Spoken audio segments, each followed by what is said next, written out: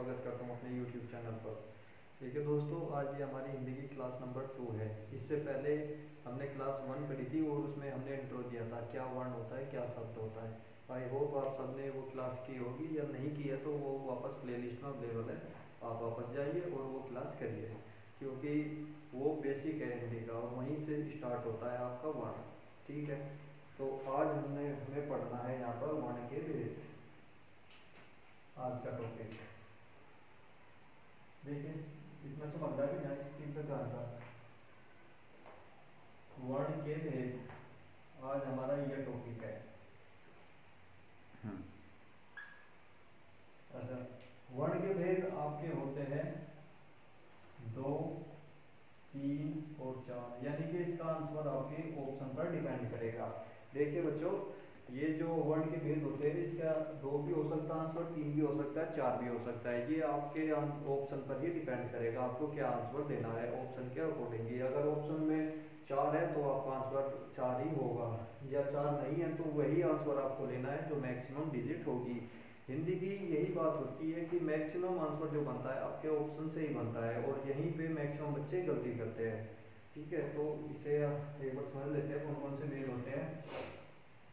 पहला भेद होता है आपका स्वर, दूसरा भेद होता है आपका व्यंजन,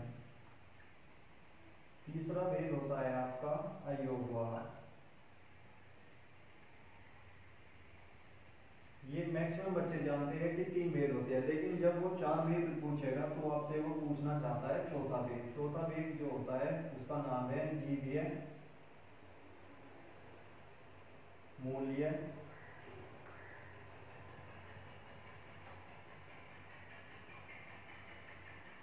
उपध्वनिया। ये 4 भेद होते हैं। तो ये जो चौथा भेद मैंने लिखवाया है ये आपको नहीं मिलेगा, जो आमतौर पे बुक है ये एनसीईआरटी में ही है, लेकिन ये भेद भी माना जाता है। और ये किसका भेद माना जाता है? ये संस्कृत के स्वर का भेद है, यानी कि ये संस्कृत में गिनते हैं, या संस्कृत के स्वर का भेद। ठीक है, तो इस प्रकार आपको आंसर 4 देना है, लेकिन भेद माना जाता है ये स्वर का ही। तो इसी प्रकार मैंने कहा था कि आपका आंसर वही होगा जो मैक्सिमम डिजिट आपके ऑप्शन में दी गई होगी। या तो वो आंसर 2 देगा, यानी कि वो मूल भेद जो पूछना चाहता है आपका स्वर व व्यंजन, ये कहलाते हैं मूल भेद। जब ऑप्शन में 2 देगा तो वो आपसे यही जानना चाहता है कि स्वर के मूल भेद कौन से होते हैं, तो आपका आंसर होगा 2, स्वर व व्यंजन। और जब 3 देगा तो वो आपसे अयोग वाक्य के बारे में भी जानना चाहता है। तो हमें यहाँ पर पढ़ना है। आज हमारा टॉपिक स्टार्ट करते हैं। पहला टॉपिक हमारा कहलाएगा स्वर। स्वर से ही हम स्टार्ट करते हैं वर्ण के भेद। स्वर क्या होता है? अगर हम स्वर के बारे में बात करें, स्वर वे ध्वनियां होती है जिनका उच्चारण हम स्वतंत्र पूर्वक करते हैं, या मूल ध्वनियां होती है जो किसी भी अन्य वर्ण से मिलकर नहीं बनती। या इस प्रकार भी हम इसे कह सकते हैं कि स्वर ही अन्य ध्वनियों का निर्माण करते हैं। ठीक है, तो इसके बारे में डेफिनेशन लिखते हैं। स्वर क्या होते हैं? वे कहलाते हैं जिनका उच्चारण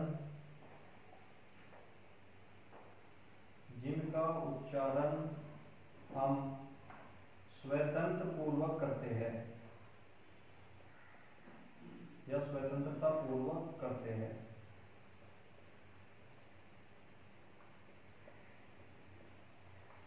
या इसे इस प्रकार भी कहा जा सकता है, जिनका उच्चारण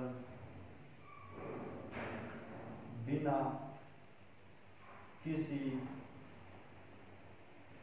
दूसरे वर्ण की सहायता से किया जाए।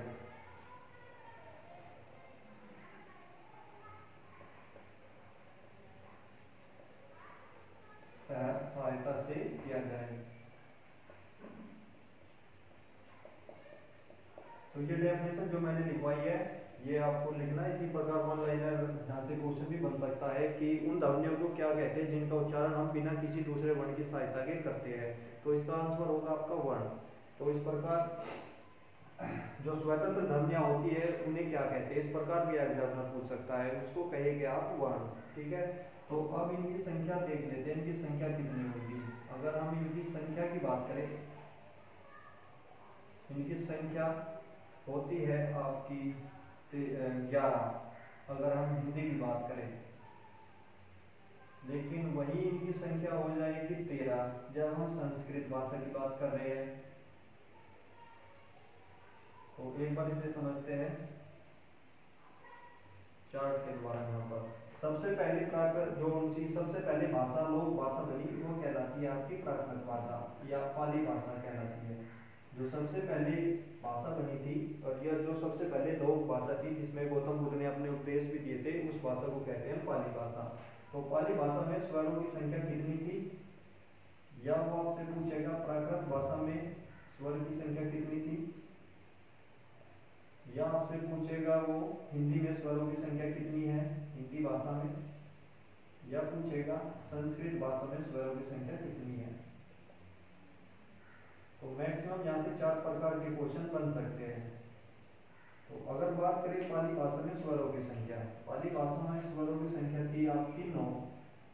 वहीं अगर प्राकृत भाषा की बात करें इसमें थी स्वरों की संख्या 10। हिंदी में हो जाती है आपकी 11 और वहीं संस्कृत में हो जाती है 13। ठीक है, जो पहली लोक भाषा थी हम जानते हैं वो पाली भाषा थी। ये हम जब भाषा का विकास एक टॉपिक होगा उसके बारे में पढ़ाएंगे तो ये डिटेल में आप जान जाएंगे पहली भाषा कौन सी थी दूसरी। यहाँ सिर्फ इतना समझिए पहली जो हमारी लोक भाषा थी या जिसमें उपदेश दिया गया तो वो कहलाती है पाली भाषा और उसमें स्वरों की संख्या थी 9। फिर दूसरी लोक भाषा जो आई वो कहलाती है प्राकृत भाषा, उसमें स्वरों की संख्या हो गई 10। फिर आई हिंदी, हिंदी में स्वरों की संख्या हो गई आपके 11। लेकिन इन सबसे पहले बन गई थी संस्कृत भाषा। संस्कृत पुराने वेदों के टाइम से ही चली आ रही थी, तो सबसे प्राचीन भाषा इनमें है संस्कृत और उसमें स्वरों की संख्या थी 13। ठीक है, तो यहाँ पर लिख देते हैं स्वर कौन कौन से हो जाएंगे। सबसे पहले आएगा आपका ए, फिर आएगा आ, छोटी बड़ी ई, फिर आएगा आपका ऊ, बड़ा ऊ, री का ऋषि, फिर आएगा आपका ए, बड़ी ए, फिर आएगा आपका ओ, बड़ी ओ। तो इस प्रकार ये हो जाते हैं आपके 11 स्वर हो जाते हैं ये जो हिंदी भाषा में दिए गए हैं। लेकिन वही अगर संस्कृत में 13 होते हैं तो कौन कौन से इसमें ऐड हो जाते हैं, इसमें ऐड हो जाते हैं एक तो बड़ा री का ऋषि, ये इस तरीके से बनता है, और एक हो जाता है लड़ाई वाला लय ये। तो ये दोनों मिलकर संस्कृत के स्वर है, संस्कृत भाषा के स्वर। वही अगर वो पूछेगा आपसे पहले पाली भाषा के स्वर पहले 9 इनमें पाली भाषा के आ जाते हैं, अगले 10 पहले 10 जो जोड़ेंगे प्राकृत भाषा की, और पहले 11 यानी कि यहाँ तक हिंदी भाषा के स्वर माने जाते हैं। ठीक है, और ये 2 ऐड करते तो संस्कृत भाषा भी इसमें स्वरों को लेकर ऐड हो जाती है, तो संस्कृत के स्वरों की संख्या 13। ठीक है, तो इस प्रकार से ऑप्शन में देगा। यदि वह पूछना चाहता है पाली भाषा में स्वरों की संख्या तो आप सीधा सीधा आंसर 9 देंगे। यह क्वेश्चन वो इस तरीके से पुट करेगा कि भाषा के में कितने स्वर होते हैं या वर्णमाला में कितने स्वर होते हैं, इस तरीके से क्वेश्चन वो पूछेगा। तो वो क्वेश्चन आपके ऑप्शन पर डिपेंड करेगा, जो भी मैक्सिमम डिजिट होगी में वो आंसर देना है। यदि ऑप्शन में 13 है तो आपका राइट आंसर 13 होगा, और या 13 नहीं है तो फिर 11 नहीं है तो 10 नहीं है तो 9, या ये सारे हैं तो आपका राइट आंसर 13 होगा। ठीक है, इसे नोट करिए। फिर आगे चलते हैं, स्वर के भेद पढ़ने हैं बस इसके बाद में।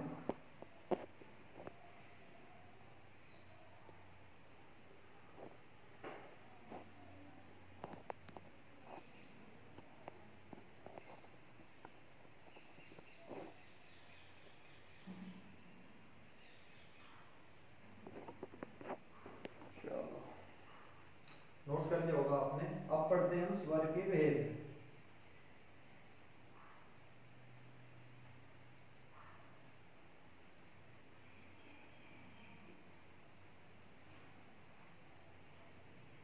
अब क्या पढ़ते हैं, अब हमारा अगला टॉपिक होगा स्वर के भेद।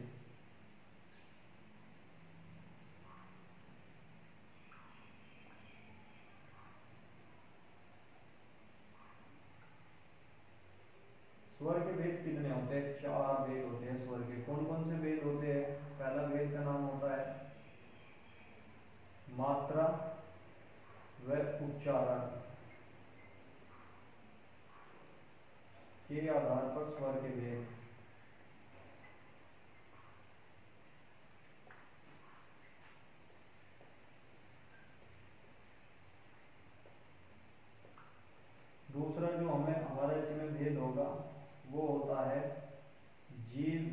के आधार पर जीवा या जीव की क्रियाशीलता के आधार पर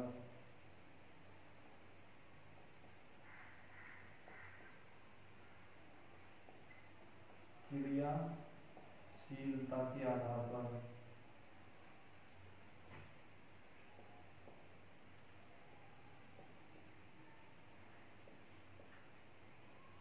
स्वर के भेद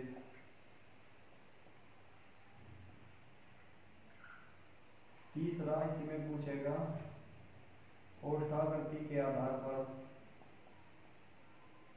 ओष्ठा या होठ की आकृति के आधार पर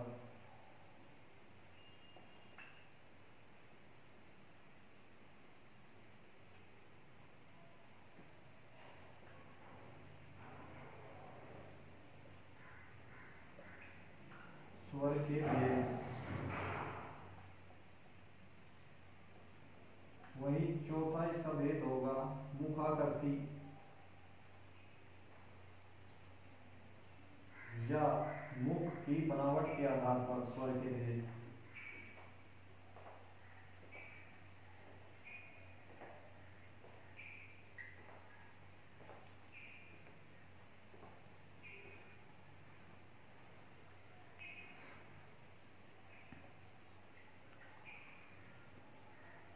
तो ये चार भेद होते हैं स्वर के। तो पहला जो भेद होता है हमारा मात्रा व उच्चारण के आधार पर स्वर के भेद। तीन भेद होते हैं। एक तो होता है आपका ह्रस्व,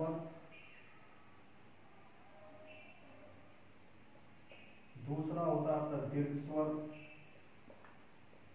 तीसरा होता है क्लुप्त स्वर।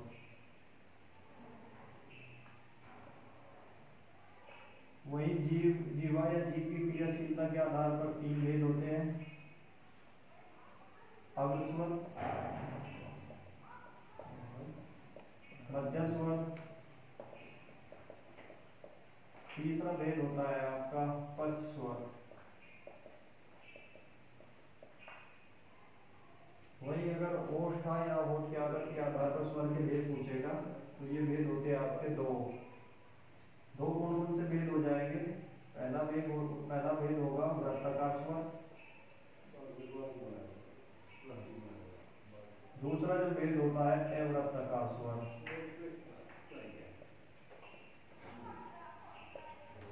मुखाकृति के आधार पर या मुख की बनावट के आधार पर स्वर के भेद पूछेगा तो आपके होते हैं चार भेद। पहला जो भेद होता है वो होता है संवृत स्वर।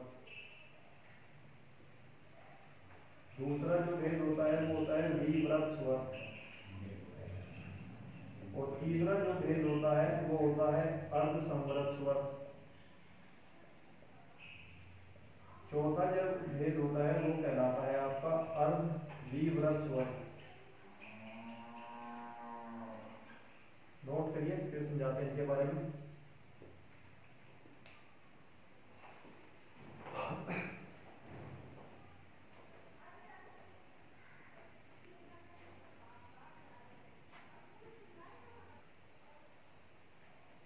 चलो नोट कर लिया होगा आपने।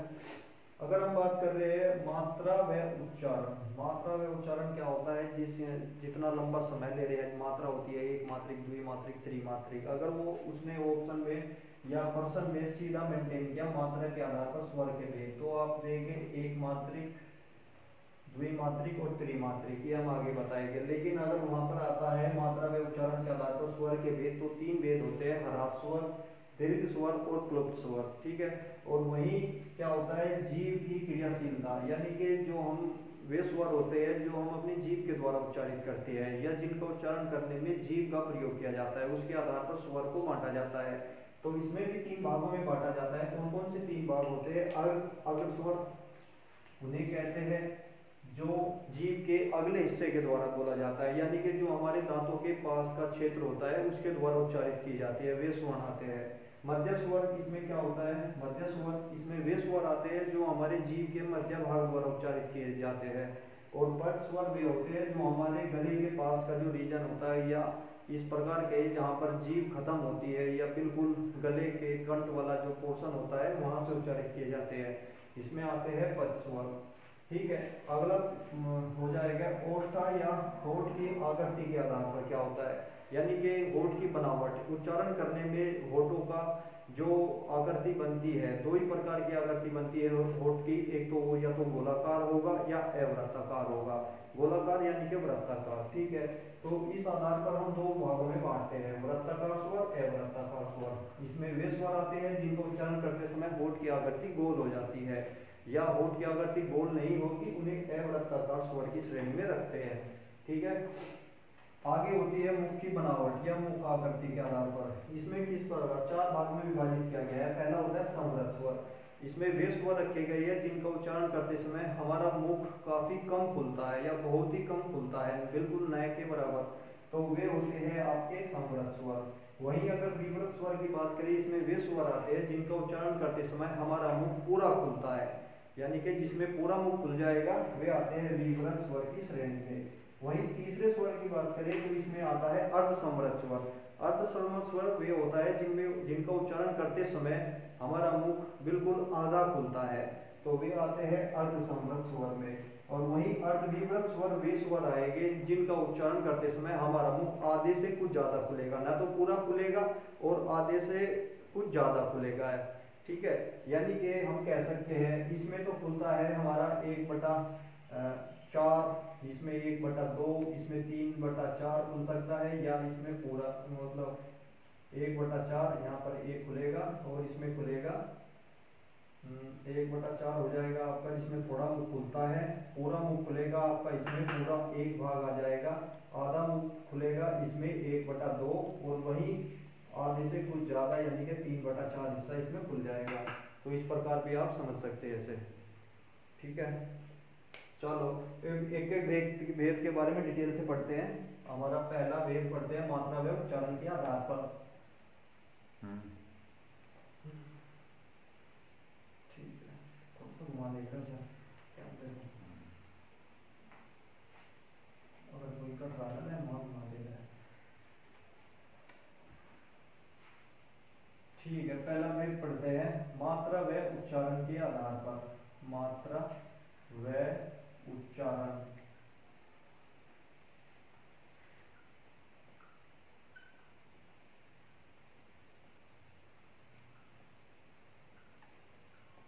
स्वर के भेद।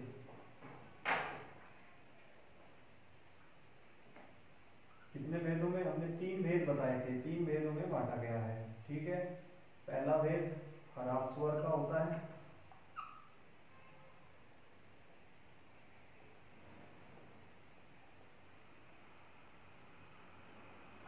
दूसरा जो भेद होता है वो आपका दीर्घ स्वर का होता है,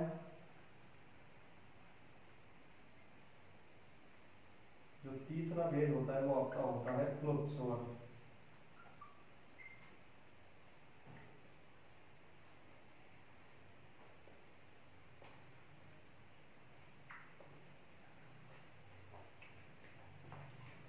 अगर हम ह्रास स्वर की बात करें, इन्हें किस किस नाम से जानते हैं? इन्हें कहते हैं अन्य नाम। इसके अन्य नाम का क्या है? जो पहला हो जाएगा इसका एक मात्रिक स्वर, पहला नाम एक मात्रिक स्वर, या इन्हें क्या कहते हैं? इन्हें कहते हैं मूल स्वर। उच्चारण करने में कम समय लगता है।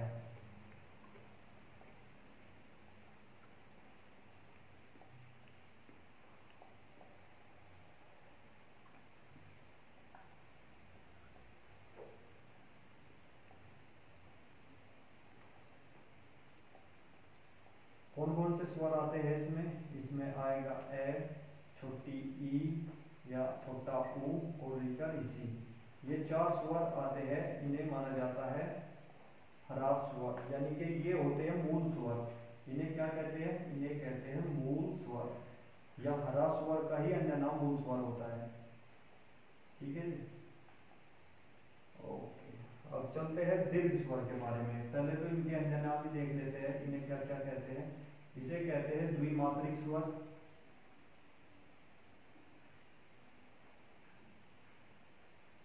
या एक इन्हें क्या कहते हैं? इन्हें कहते हैं हम संधि स्वर,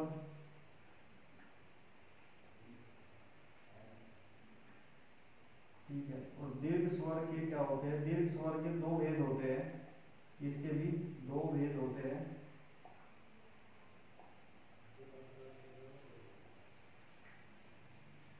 कौन कौन से दो भेद हो गए?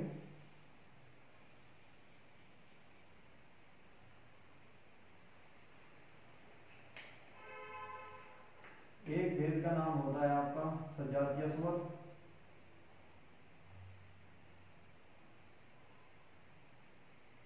और दूसरे भेद का नाम होता है आपका विजातीय स्वर।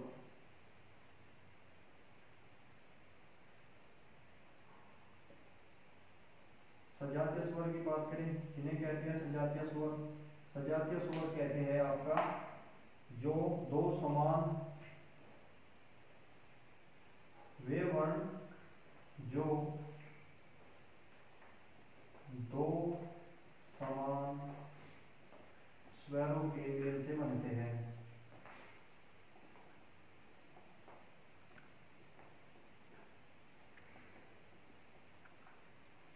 वही अगर हम बात करें विजातीय स्वर किन्हें कहते हैं? वे स्वर जो दो असमान स्वरों के मेल से बनते हैं।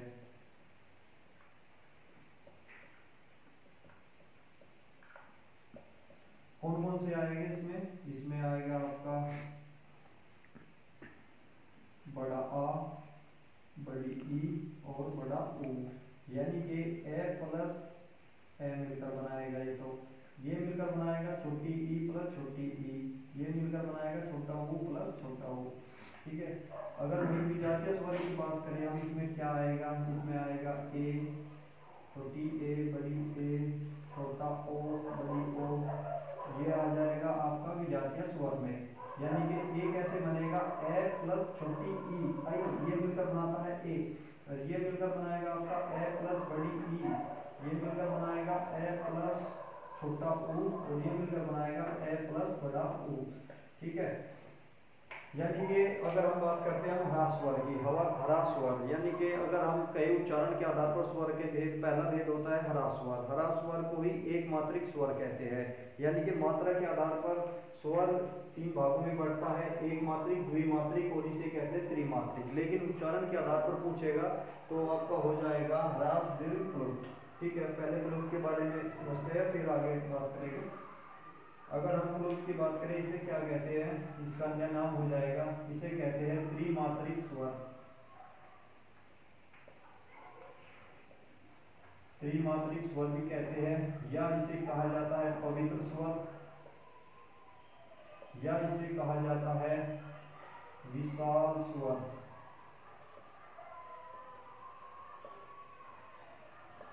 उच्चारण में 3 गुना समय लगेगा,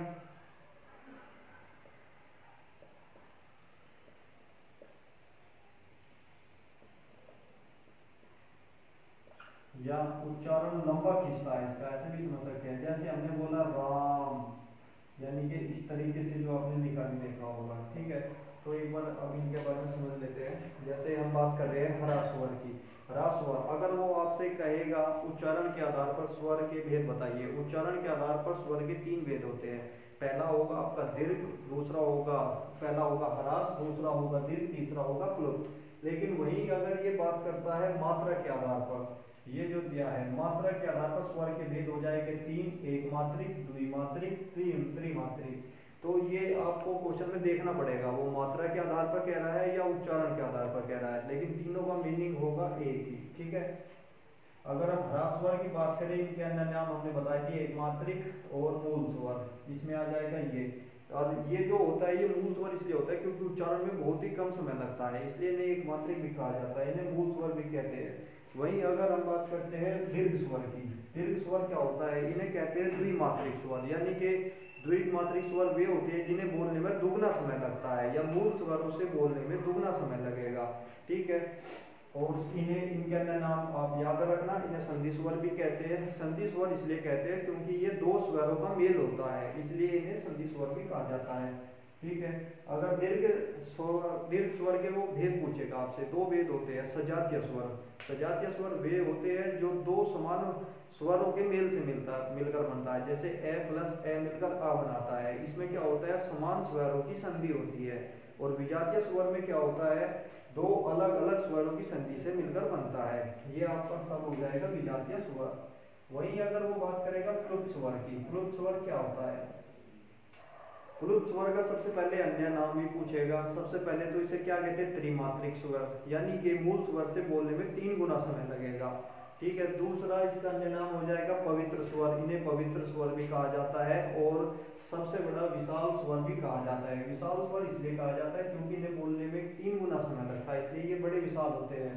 और इनकी आप पहचान ये करना, जहां पर भी ये इस तरह के शब्द के बीच में लिखा मिलेगा, इसका मतलब है शब्द जो है लंबा खिंच रहा है।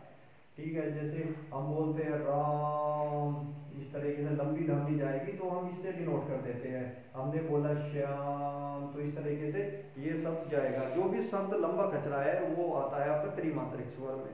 ठीक है। एक भेद कंप्लीट हो गया, नोट करिए।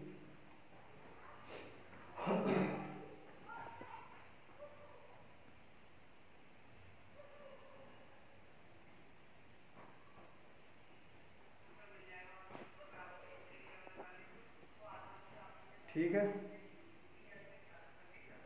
चलो आगे चलते हैं स्वर के दूसरे भेद पर।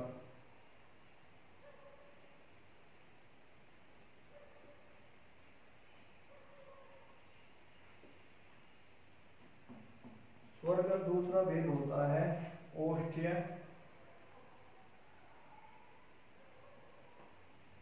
या होठ की क्रियाशीलता के आधार पर स्वर के भेद।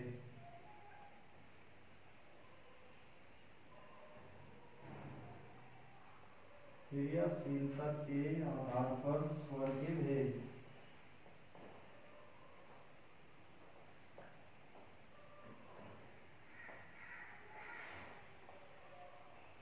कितने भेद बताए थे मैंने, ये भेद बताए थे 2।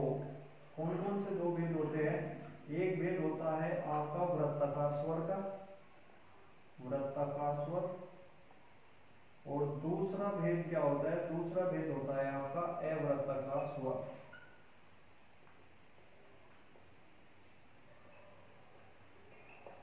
जैसे नाम से ही इनका स्पष्ट है, वृत्ताकार स्वर में क्या होता है, वे स्वर आते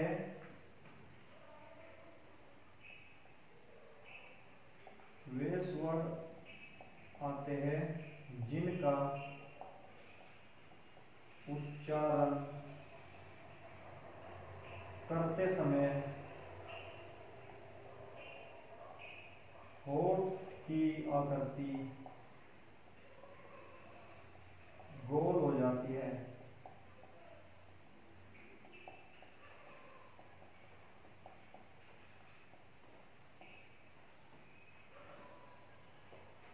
अवृत्ताकार स्वर में वे स्वर आते हैं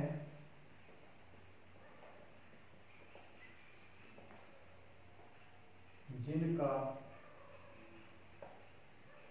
उच्चारण करते समय होठ की आकृति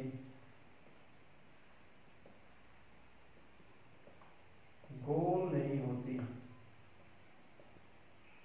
यानी कि कैसी होगी, अगर गोल नहीं है तो वो अवृत्ताकार होगी, और गोल हो जाएगी तो वृत्ताकार हो जाएगी। जैसे हम अपने को इसमें उन स्वरों को रखा जाता है जिनका उच्चारण हम करते हैं, तो हमारे जो होठ होते हैं उनकी आकृति गोल हो जाती है। जैसे हमने बोला ऊ अगर बोला तो आपने देखा होगा होठ की आकृति इस तरीके से राउंड हो जाती है, यानी कि ऊ को इसमें ही रखा गया है।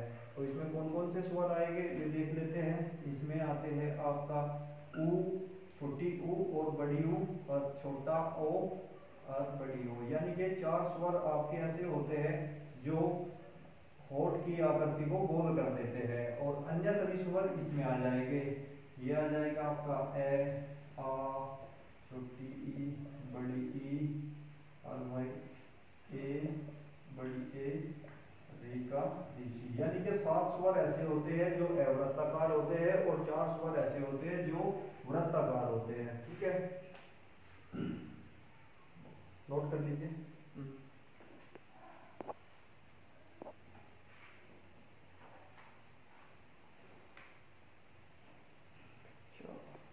नोट करते रहिए, बस दो ही भेद रह गए, फिर देखते हैं इधर जगह है, चलो हटाई देते हैं। नोट कर लिया होगा आपने, साथ साथ ये इतना बड़ा है नहीं। डेफिनेशन मत लिखो, ये तो नाम से स्पष्ट है, सीधा शब्द लिख लो, कौन कौन से स्वर आते हैं इसमें ये लिख लीजिए। डेफिनेशन तो आप नाम से स्पष्ट हो जाएगी। अब तीसरा भेद पढ़ते हैं हमारा जीवा या जीव की क्रियाशीलता के आधार पर। तीसरा भेद है हमारा जीवा या जीव की क्रियाशीलता के आधार पर।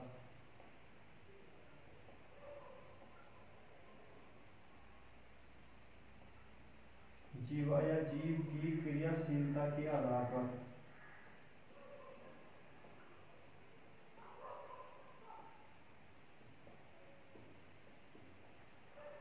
स्वर के भेद,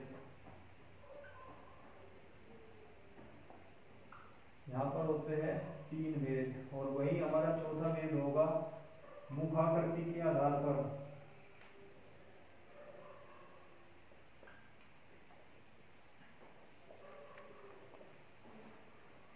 स्वर के भेद, इसके कितने भेद होते हैं, यहाँ होते हैं आपके 4 भेद। पहले ये समझते हैं जीवा या जीव की क्रियाशीलता के आधार पर। पहला जो भाग होता है इसमें होता है अग्रस्वर। दूसरा जो भेद होता है वो होता है आपका मध्यस्वर, और तीसरा जो भेद होता है वो होता है आपका पश्च स्वर। अग्रस्वर, मध्यस्वर और पश्च स्वर जीव की क्रियाशीलता के आधार पर। यानी कि क्या होता है, वे स्वर होते हैं जो हम जीव का उच्चारण अपने बिल्कुल दांत वाले पास के रीजन से करते हैं, यानी कि बिल्कुल जीव का अगला हिस्सा अग्र स्वर की श्रेणी में आएगा। वहीं अगर हम जीव के बिल्कुल मध्य भाग की बात करें, जिन स्वरों का उच्चारण होता है उन्हें मध्य स्वर में रखते हैं, लेकिन अगर हम जीव के एंडिंग पॉइंट से कोई स्वर का उच्चारण कर रहे हैं तो उन्हें पश्च स्वर में रखते हैं। तो अगर स्वर में कौन कौन से आ जाएगा आपका, जैसे बोल के देखिए, छोटी ई का उच्चारण करना आप बिल्कुल आगे आएंगे, ई का, बड़ी ई का भी कर रहे हैं ये भी आगे से, और छोटी ए और बड़ी ए। तो 4 स्वर आपके हो जाएंगे अग्र भाग से, और इसी में मतलब एक और होगा री का ऋषि भी अग्र भाग से ही होगा, 5 स्वर हो गए ये। वहीं अगर मध्य भाग से बात करें तो केवल एक ही स्वर का उच्चारण होता है और वो होता है ए। वहीं अगर पश्च भाग की बात करें तो यहाँ से हो जाएगा आपका आ, यहाँ हो जाएगा ऊ, बड़ी ऊ, और यहाँ हो जाएगा छोटी ओ और बड़ी ओ। ठीक है, तो ये 2 4 5 यहाँ पे हो गए, 5 यहाँ पे हो गए और 1 यहाँ पे, तो टोटल 11 स्वर आपका हो गया। यानी कि अग्र भाग से हम 5 स्वर, पश्च से भी 5, मध्य भाग से केवल 1 का ही उच्चारण करते हैं, वह होता है ए। ठीक है,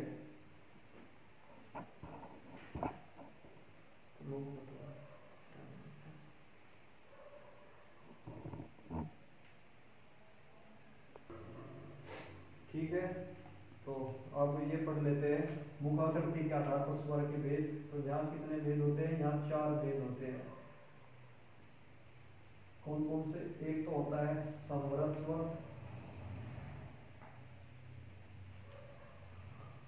दूसरा होता है क्या नाम है, विव्रत स्वर, तीसरा होता है अर्धसंवृत, अर्धसंवृत स्वर,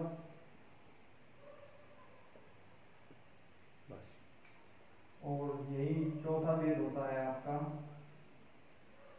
अर्धविव्रत स्वर।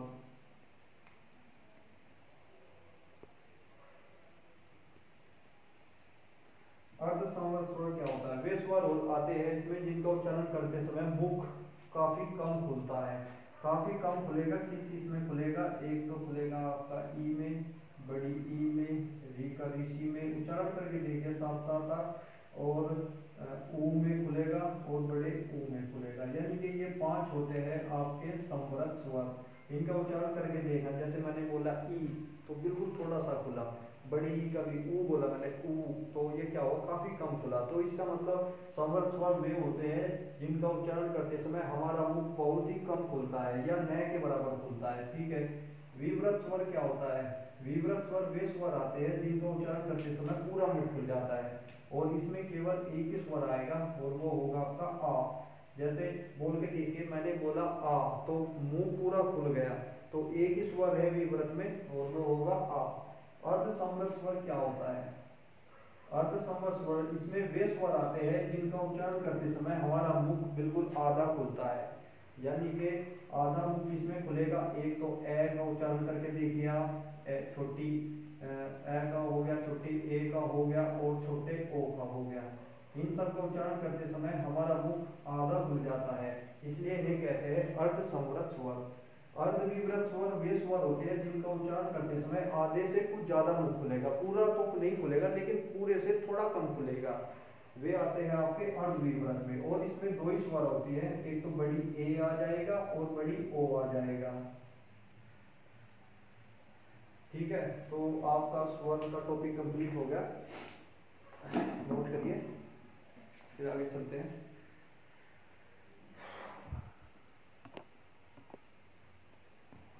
ठीक है, चलो तो एक बार फास्ट रिवीजन कर लेते हैं। जैसे वो कहेगा मात्रा व उच्चारण के आधार पर, अगर मात्रा के आधार पर स्वर के भेद कहेगा तो तीन भेद होते हैं, एक मात्रिक, द्विमात्रिक, त्रिमात्रिक। लेकिन अगर वो कहेगा उच्चारण के आधार पर स्वर के भेद, तो तीन ही भेद होते हैं, उसका नाम हो जाएगा ह्रस्व स्वर, दीर्घ स्वर, प्लुप्त स्वर।